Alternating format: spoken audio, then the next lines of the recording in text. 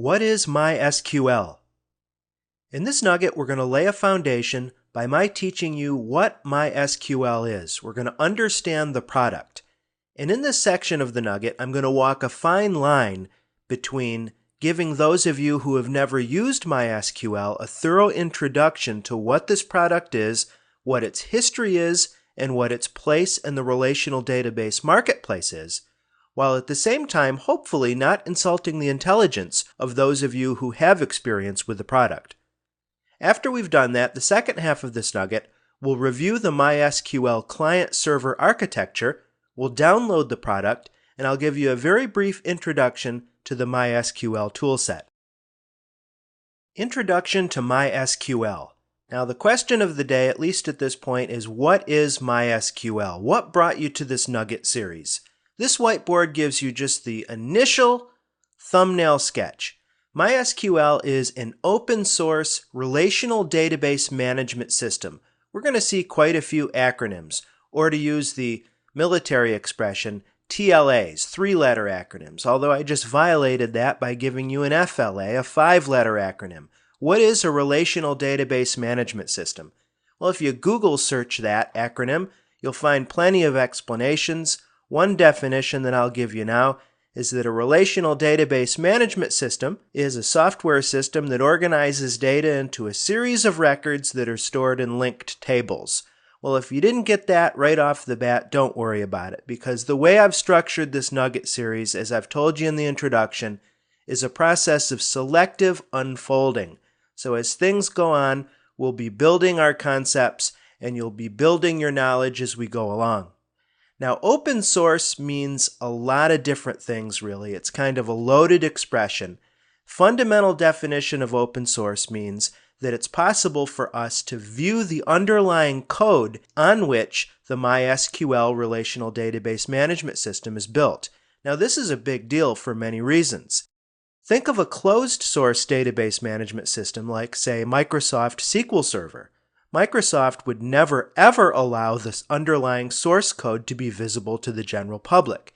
This is proprietary code. Microsoft guards it as a trade secret, and they would absolutely sue you to the ends of the earth if you ever got hold of that code. By contrast with MySQL and other open source packages, the code is freely available for inspection. Folks, or the community at large, is encouraged to look at that code, spot bugs, submit fixes to the community. Folks are encouraged to develop branches or their own spins on that software, depending upon the open source license. We'll talk a little bit more about that as we go on. MySQL is governed, at least in part, by what's called the GPL license, and so on. Open source software has many advantages beyond just the fact that in almost all cases the software is free. Think of the security implications of open source software. Software like MySQL may be a target of hackers, but then again, if the hacker knows where the vulnerability is, folks can also identify a fix for that vulnerability, because not only do the hackers have access to the source code, but the folks who are the so-called white hat folks know the source code as well. So therefore, historically, open source products are considered to be, at least by most folks, more secure than closed source products. Again, think of Microsoft Windows, think of Internet Explorer, and I hate to pick on Microsoft here. I'm definitely not a Microsoft basher. I use Microsoft products just as much as I use Unix or Linux products, as much as I use Mac OS. Moving on, MySQL has some very big customers. It's grown a lot over the last 10 years or so. If you go to the mysql.com website, which we will a little bit later in this nugget, you can see that we've got some pretty hefty adoption. The United Nations, McGraw-Hill Publishers, WordPress. If you're a blogger, you know that you're using MySQL to store all of your posts and comments and so on. Facebook, I mean, we're talking serious social networking here. Wikipedia, my favorite online encyclopedia. Adobe, YouTube, and this is just a smattering of some of the big customers that I found by browsing the MySQL customer site.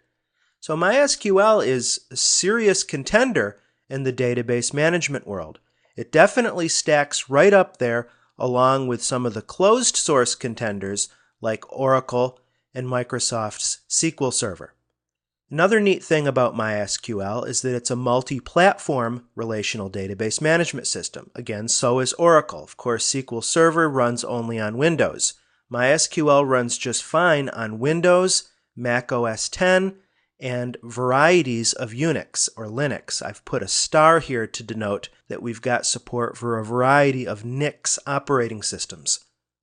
Finally, you'll find most implementations of MySQL in what's called the LAMP platform.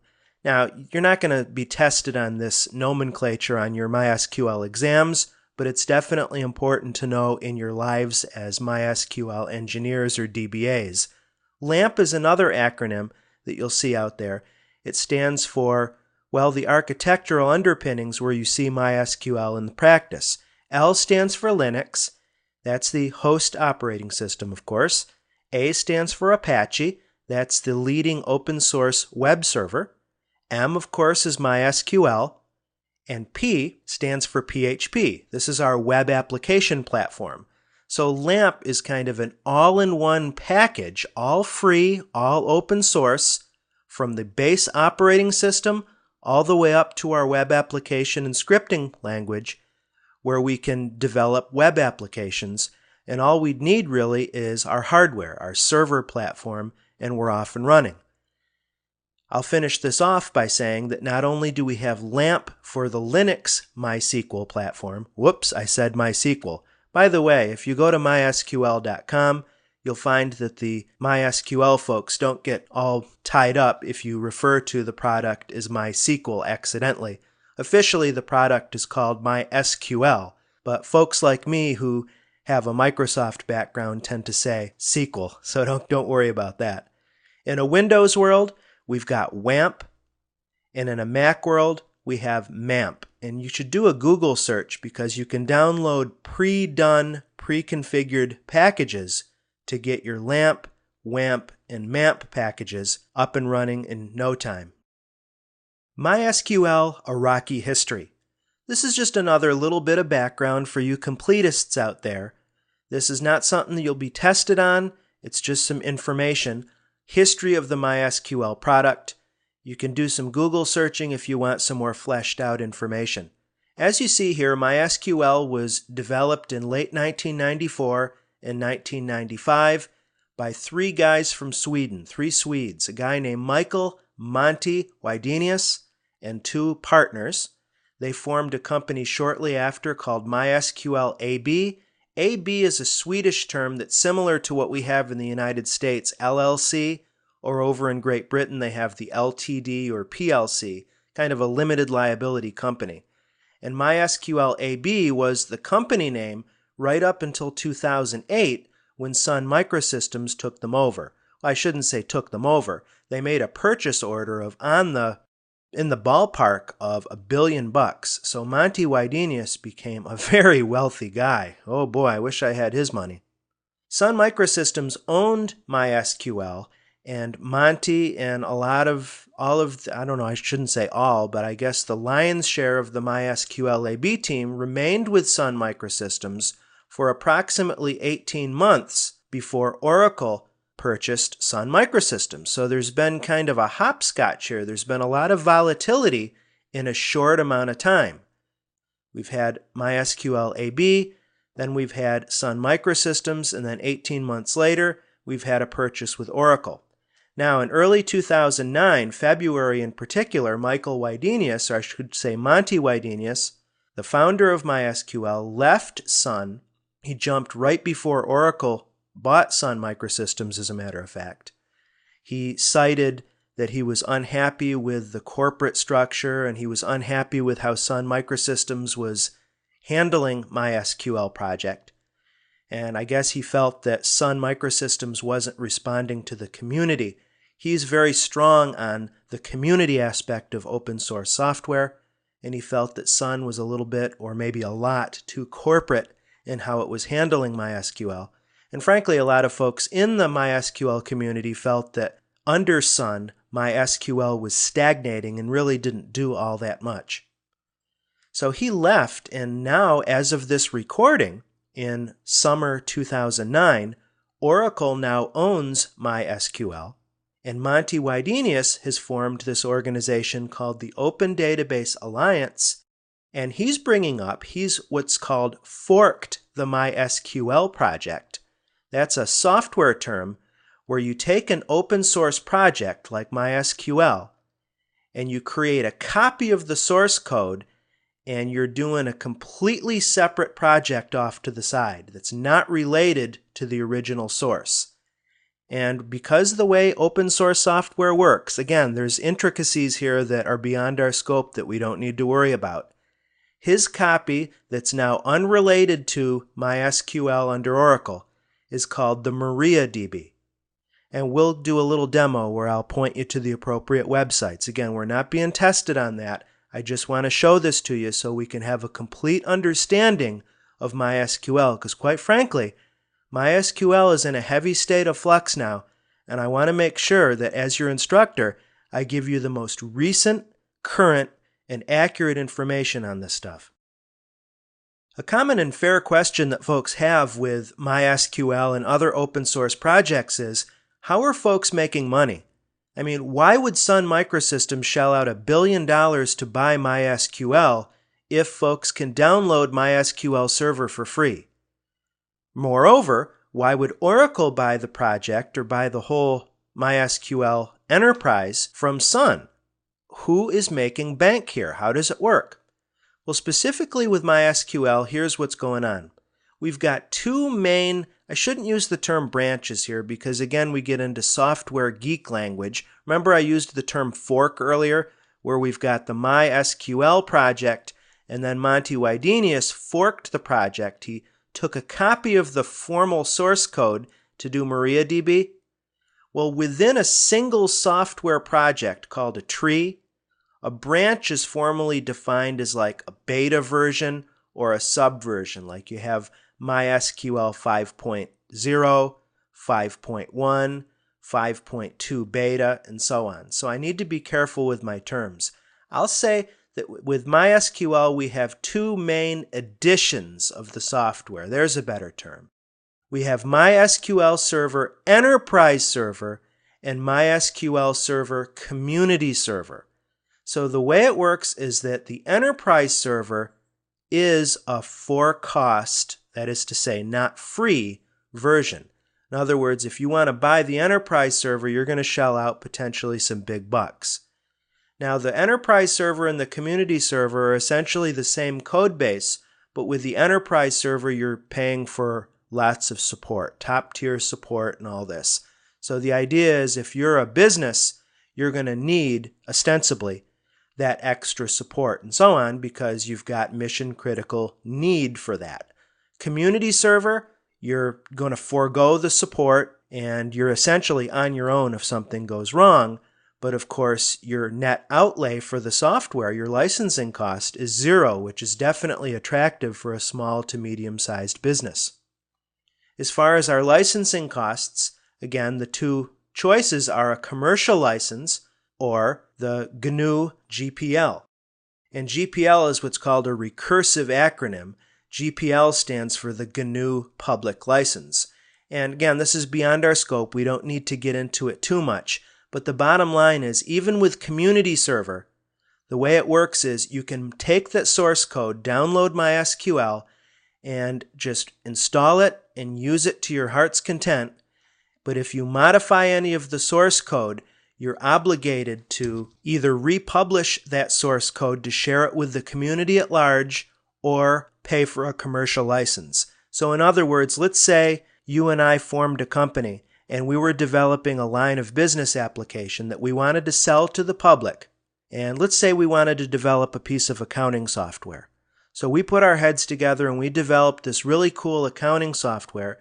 And because we didn't have the time or the effort or the energy to develop our own database engine, we decided to leverage the MySQL community server for our database. Well, and we modified it a little bit so it would work with our accounting software. In order to not get sued by MySQL, we would have to pay for a commercial license before we could, in good faith, begin to sell that line of business software to customers. Because under the GNU GPL, if we were to just go ahead and sell our line of business software without paying for the commercial license, we would have to A, give the software away, and B, make our source code, full source code, available to the public. You see how that works? This is the spirit of sharing that's involved in the open source world and is part of what you're bound by with the GNU GPL. For more information on that, you'd need to hit up either Wikipedia, just do a Google search for GPL, or hit up mysql.com and read on their licensing. In our first demo, let's tour the mysql.com website. We'll download the software, and we'll do just a little bit of investigation on the side regarding this MariaDB project in the name of current events and making sure you're fully up to speed with the very latest news in MySQL. Here we are at mysql.com. This is the home page for the product. One thing that's interesting is even though it's been a few months since Oracle's takeover, we still see the Sun Microsystems logo on the home page. One thing I've noticed, quite frankly, maybe you've noticed too if you have experience with the product, is that change is particularly slow in the MySQL project. It really seems to be. Anyway, you'll probably see, maybe by the time you're viewing this nugget, that the site structure begins to change under Oracle. Maybe not though, who knows. In the meantime, let me show you around the site as it currently exists. Can't change too much after all.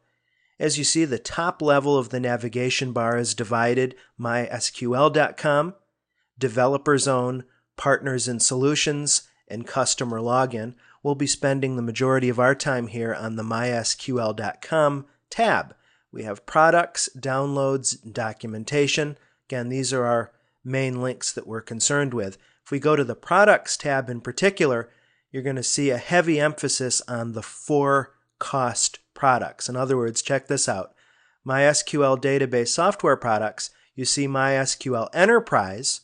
Of course, this is the cost product. This isn't the community server. And if you scroll down, all you're seeing is a description of the enterprise commercial product. You might think, okay, where's the free version? Again, you have to understand that under Sun, Sun is interested in making some bread, right? Can't blame them for that. Come over to documentation. Documentation is definitely something that you'll want to bookmark. As a matter of fact, even better, something that I particularly like about this is that all of these help files are downloadable in a variety of different formats. You see, you can download them in HTML, you can download them in compiled HTML or CHM format, you can even download them in Adobe PDF, you see. So you can skip down, you can get the MySQL reference manual. We're going to refer to this a lot throughout this course, actually. And another jump that you'll want to look at is the examples section. This is the example databases, the employee data sample database, the world sample database, and the Sql sample database. More on those a little bit later. Of all of this, there's quite a nasty table here. You've got all these different tables. You can download just parts of the reference manual, but what I would recommend is going to the section where you can download the entire reference manual. And again, it's kind of nasty here. A definite propeller head put these tables together. You can download the reference manual for pretty much any recent version of MySQL. As of this recording, the current generally available or GA release is version 5.1.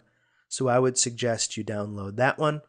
And then you would just come over to the version you want, PDF, CHM. I'm a fan of the CHM version myself. And just give that link a click and download it. It looks like it's about 15 megabytes and you're good to go. All right, so much for documentation. I like the links over here. You can just one click to the appropriate online reference manual. That's another way to go, actually. You can read the appropriate MySQL version online. All right, so back to the home page. What else do we want to do? Of course, we're here to learn how to pass the MySQL Associate exam. So your next question, I'm sure, is how do we get to the MySQL certification pages? Unfortunately, that is not an easy place to find on the home page. You can either go to Google and type MySQL certification, or from this home page, you can come down to Services, and then on the Services submenu, we have Training and Certification over here on the navigation bar, and that will bring you there. Under Training and Certification, click Certification, and then your certification homepage is mysql.com/certification. On that page, your most important subpage, in my opinion, is called the Candidate Guide. If you want to give that a click, this is a one-page, very long page as you can see, that gives you your need-to-know information regarding the program. All right, so enough on that. How do we download products? Well, on the mysql.com tab, we have Downloads. Finally, we can see a reference to the MySQL community server. First thing we see is a comparison between the enterprise and the community server. You can read through that, references the price difference, the audience, the updates, the performance, and so on. You can say, yeah, we know what we want. We'll just come down. And it tells us under MySQL community server, the current release is the recommended release. This is the stable, final release as of this day. If you want to live dangerously, you can go for a beta release. Be careful about that. We're going to click the generally available release for production use. This takes you to the download page for that product. Click again, download. On the download page, you have a list of supported operating systems, Windows, 64-bit Windows, varieties of NIX, Linux, Red Hat Enterprise Linux, SUSE Linux, Solaris, FreeBSD, Mac OS X, HPUX, IBM AIX, or just Source. Those are just bookmark links. If you keep scrolling, you'll eventually get down to your target operating system. I'm on a Windows machine, of course, so I'm going to stop at the Windows download section. They're all about the same, by the way. In other words, you have a choice between an Essentials download, an installer download, or just a raw download. Well, I shouldn't say they're all about the same because, for instance, with Linux, you have a choice of an RPM package, which is going to make installation a little bit easier, or a source download where you could compile from scratch. Now, in a future nugget that I'm going to do, we'll cover installation. Installation is not covered in the foundation exam or the associate exam, so I'm just going to show you how to download the package here. We're not going to do installation. In a nutshell, though, I'll tell you that for the Windows download, I always recommend doing the MSI installer that gives you everything. The Essentials is just a cut-down download that leaves out some extra components. I recommend, disk space is so cheap nowadays, download everything and then do a custom installation to choose what you want. So after you've decided which download package you want, click Pick a Mirror, and then you've done this enough times to know. You choose a download mirror that's closest to your geographical location and download away.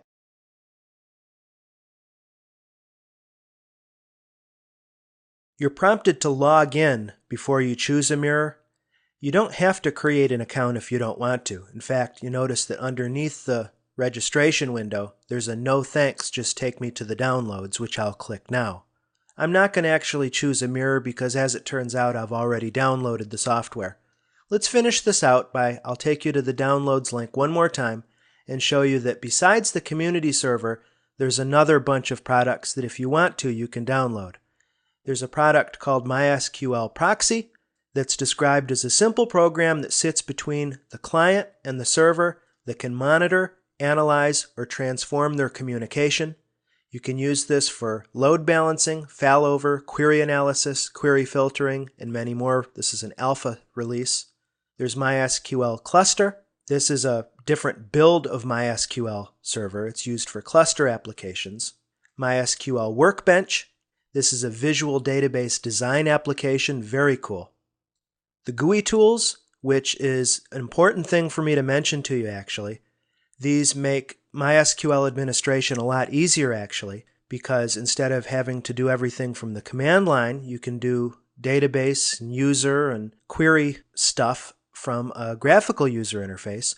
But on the exam, you'll have to do everything from a command line, and frankly, in your work, especially if you're a contractor, you'll probably be working from a command line, so don't be too dependent upon these. However, they're very nice and convenient. Connectors are used in a development environment. They allow you to connect MySQL to different database servers.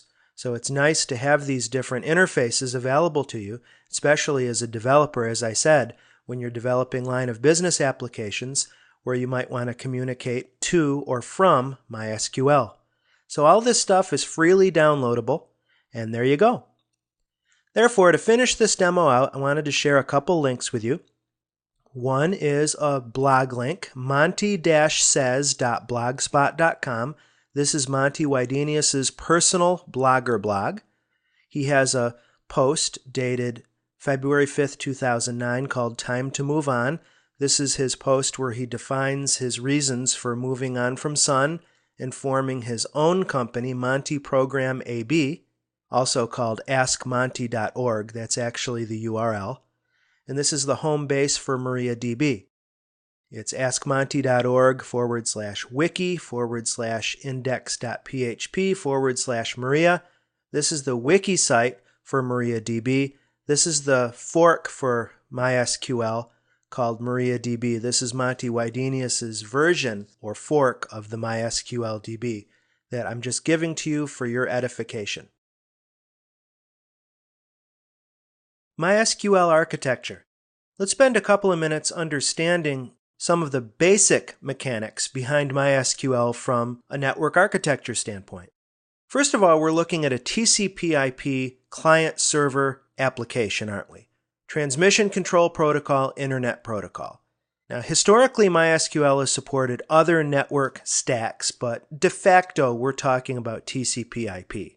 And client-server means that we have some processing happening at the desktop, at the user, at the client side, but most processing is happening at the server side. When you install MySQL Server, the fundamental server process is an application called MySQLD, the MySQL daemon. That's a Unix term, D-A-E-M-O-N. It's a server process. But not only is MySQLD running, but we have several subcomponents or subsystems that are responsible for other elements of MySQL operation. We have a query engine that's responsible for intercepting and satisfying the results of queries. Now, of course, query refers to a question. The question, so to speak, would be, show me all of the employees who were hired between January and March 2009, for instance. And the query engine is responsible for satisfying the results of that query in the most accurate and timely fashion possible. Another subsystem in MySQL is the storage engine. This is a big differentiator, for instance, between MySQL and another product, say Microsoft SQL Server. As it happens, MySQL has a pluggable and extensible storage engine architecture. In other words, you can actually swap in and out different storage engines. Storage engines act as handlers for different table types. You have storage engines that are optimized for transactional analysis, what's called OLTP or online transaction processing, where it's really important that you have each transaction fully granularized so that they commit 100% or not at all. In other words, read-write activities. You have other storage engines that are really fast, maybe not so optimized for data integrity, but then again, maybe the data doesn't change much in that situation. You have what's called an OLAP situation, or an online analytical processing, where you've got business analysts doing read-only access, you see? So you can put tables or associate tables with different storage engines for different purposes. A couple of these storage engine names that we're going to come to know and love over the course of this training are MyISAM and InnoDB.